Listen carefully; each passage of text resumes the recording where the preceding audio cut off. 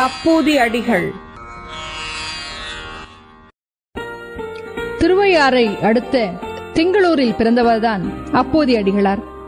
மக்கள் தொண்டே மகேசன் தொண்டு என்று வாழ்ந்து வந்தவர். நால்வர்கள் ஒருவரான திருநாவுக்கரசு பெருமானின் திருத்தொண்டையும் பண்பையும் கேட்டு அவர் மேல் தீராத அன்பு கொண்டவர். தன் வாழ்க்கையின் விளக்காக கொண்டவர். தன் குழந்தைகளுக்கு அவன் பெயரை இட்டு மகிழ்ந்தார். தன் வீட்டிலே உள்ள மரக்கால், கால்நடைகள், தான் கட்டிய அன்னசத்திரம், சோலைகள், திருமடங்கள், சாலைகள், குளம், தண்ணீர் பந்தல் எல்லாவற்றிற்குமே திருநாவுக்கரசு என்ற திருப்பெயரையை வைத்து வணங்கி மகிழ்ந்தார். இதனால் தாம் மட்டும் அவர் நாமத்தை சொல்லி இன்புறாமல் அனைவரும் சொல்லும் வண்ணம் வைத்தார். அப்படி அவர் வாழ்ந்து கொண்டிருந்த அந்த வேளையிலே ஒரு நாள் திங்களூருக்கு வருகிறார் அப்பர் சுவாமிகள். அங்கு இருந்த தண்ணீர் பந்தலில் நீர் அருந்திவிட்டு எங்கும் தன் பெயர் எழுதியிருப்பதை கண்டு வியப்புற்று அதனை குறித்து விசாரிக்கிறார். பின்னர் அப்போதி அடிகளின் இல்லத்துக்கு செல்கிறார்.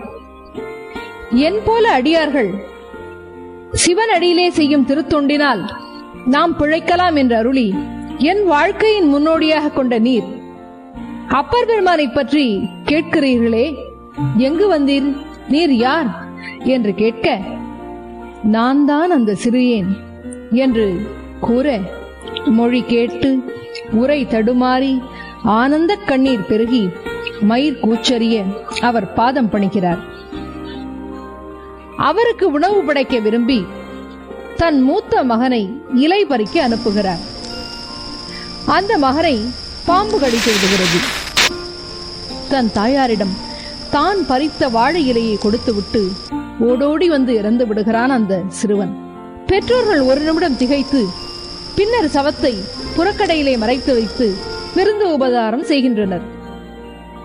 அப்பர் பெருமான் திங்களூர் பெருமானை தரிசித்து விட்டு வந்து அனைவருக்கும் திருநீறு பிரசாதம் வழங்குகிறார். மகனை காணவில்லை, எங்கே உங்கள் மகன் என்று கேட்கிறார். அப்பொழுது இங்கு அவன் உதவான் என்று சொல்ல சுவாமியின் மனதிலே ஒரு சிறிய தடுமாற்றம். என்ன என்று கேட்கிறார். அதற்கு மேலும் அந்த உண்மையை மறக்க தெரியாமல் நடந்ததை கூறுகின்றனர் பெற்றோர்கள். உண்மையை அறிந்து பதறி அந்த குழந்தையை இறைவன் சந்நிதியிலே இட்டு உயிர் பிழைக்க வேண்டும் என்று நெஞ்சுருகி ஒன்றுகுலாம் என்ற பதிகம் பாடுகிறார். திருவருளால் உயிர் பெற்ற மகன் சுவாமியின் காலில் வீழ்ந்து வணங்குகிறான். பிறகு அனைவருக்கும் திரு அமுது செய்கின்றனர். தன் குருநாதர் விருந்து செய்வதற்கு நான் தடையானேனே என்று வருந்துகிறார். பின்னர் அப்பர் சுவாமிகள் அவர் மனையிலே சிறிது காலம் தங்கியிருந்து விட்டு தன் பயணத்தை தொடர்கிறார். தம் வாழ்நாள் முழுவதும் திருநாவுக்கரசர் என்ற அடியாரின் பெயரை சொல்லுகிறார். அவரின் திருத்தொண்டு போற்றி வழிபட்டு சிவகதி அடைகிறார். அப்போதி அடிகள் வலமிருந்த இடம். அப்போதி அடிகள் தண்ணீர் பந்தலில் வழியிலே செல்பவருக்கு நீர் வார்த்து கொடுத்தல். நடுவிலே இருக்கும் சிற்பம் திருநாவுக்கரசர் அமர்ந்து திருநீர் அளிக்கும் நிலையிலே மேலும் கீழுமாக இருவகை திருக்கோலம். கீழே உள்ளது மூத்த திருநாவுக்கரசு எங்கே என உள தடுமாற்றத்துடன் வினவும் நிலை. மேலே உள்ளது ஒன்றுகலாம் என பதிகம் பாடி அவன் உயிர் பெற்றெழ இறைவன் அருளினால் இறைவனுக்கு நன்றி கூறும் நிலையை குறிப்பிடப்பட்டிருக்கிறது. அடுத்ததாக தலை மேலே குவித்த கையோடு அப்போதி அடிகளும் தாளமிட்டு திருப்பதிகம் பாடும் சிற்பம் திருநாவுக்கரசு சுவாமிகளுடைய சிற்பம். இவர்கள் திருப்பழனத்து பெருமானை பாடி போற்றுதல். ஒரு நம்பி அப்போதி அடியார்க்கும் அடியேன் அடியார்க்கும் அடியேன் அப்போதி அடியார்க்கும் அடியேன்.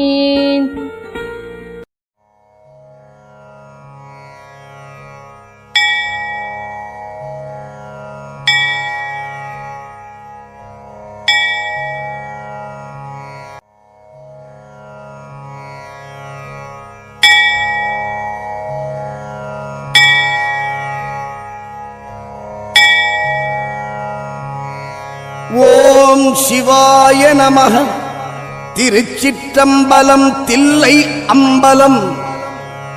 அன்பே சிவம் என்று பாடுவோம், ஆருயிரே ஈசன் என்று போற்றுவோம். சிவ சிவ என்னும் சிவநாமமே என் சிந்தையில் செல்லும் சிவநாமமே.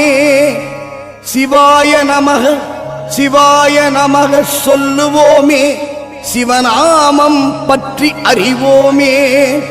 சிவாய நமக சிவாய நமக சொல்லுவோமே, சிவனை பற்றி கொள்ளுவோமே. சிவாய நமக சிவாய நமக சொல்லுவதனால் அபயக்கரம் கிடைக்கும் ஐயா. சிவாய நமக சிவாய நமக சொல்லுவதால் துயரங்கள் நீங்கும் ஐயா. சிவாய நமக சிவாய நமக என்னும் நாமம் உயிர்ப்பிக்கும் நாமம் ஐயா. சிவாய நமக சிவாய நமக என்னும் நாமம் நம்மை காக்க வந்த நாமம் ஐயா. சிவாய நமக சிவாய நமக என்னும் நாமம் அனுதினமும் பாடுவோம். நம சிவாய நம சிவாய நம சிவாய. குருவையில் எழுந்த விஸ்வநாதனே போற்றி, பக்தர் குறைகளை தீர்க்க வல்லானே போற்றி. நந்தி வாகனத்தை கொண்டவனே போற்றி, அரக்கோணத்தில் நின்ற மாசிலாமணியே போற்றி. திருமால்பூரில் உருவெடுத்த மணிகண்டீஸ்வரரே போற்றி. திருமால் சுதர்சன சக்கரம் பெற்ற தலமே போற்றி. வேலூர் கோட்டை ஜலகண்டேஸ்வரரே போற்றி. திரு ஆலங்காட்டில் ஆடிய நடராஜனே போற்றி. காரைக்கால் அம்மையார் முக்தி பெற்ற ஆலங்காடே போற்றி. திருவள்ளூரில் வீற்றிருக்கும் தீர்த்ததரீஸ்வரனே போற்றி. பூங்காநகரில் அமைந்த புஷ்பபுவனேஸ்வரனே போற்றி. திருநின்ற ஊரில் நின்ற இருதயலிங்கேஸ்வரனே போற்றி. பூசலார் அருள் பெற்ற தலமே போற்றி. ஆவடியில் எழுந்த அருணாச்சலனே போற்றி. சென்னையில் வீற்றிருக்கும் சென்னமல்லீஸ்வரனே போற்றி. மயிலையில் அமைந்த கபாலீஸ்வரனே போற்றி. மயிலையை சிறப்புறச் செய்தவனே போற்றி. நெல்லையில் கோவில் கொண்ட நெல்லை அப்பனே போற்றி. திரு அண்ணாமலையில் மலையாயிருக்கும் அண்ணாமலையே போற்றி. உண்ணாமலையே அண்ணாமலையே திருவண்ணாமலையே போற்றி. பரிந்து வந்து பிரசவம் பார்த்த தாயுமானவா போற்றி. திருவிளையாடல் பல புரிந்தவனே போற்றி. தக்கன் வேள்வி வீரபத்ரனாக வருபவனே போற்றி. ஜோதி வடிவாய் காட்சி தந்த நாயகனே போற்றி. அக்னி ஸ்வரூபமாய் இருப்பவனே போற்றி. சித்தர்கள் வாழும் சிவத்தலமே போற்றி. அஷ்டதிக்லிங்கமாய் இருப்பவனே போற்றி. கஷ்டங்களை போக்க வல்லானே போற்றி. சிதம்பரத்தில் நடனம் ஆடிய தில்லை அம்பலனே போற்றி. நாட்டியத்தின் ஆசானே நடராஜனே போற்றி. பூமியின் மையமாய் அமைந்த தலமே போற்றி. பஞ்சசபைகளை கொண்ட நாதனே போற்றி. பஞ்சபூதநாதனே சிவனே போற்றி.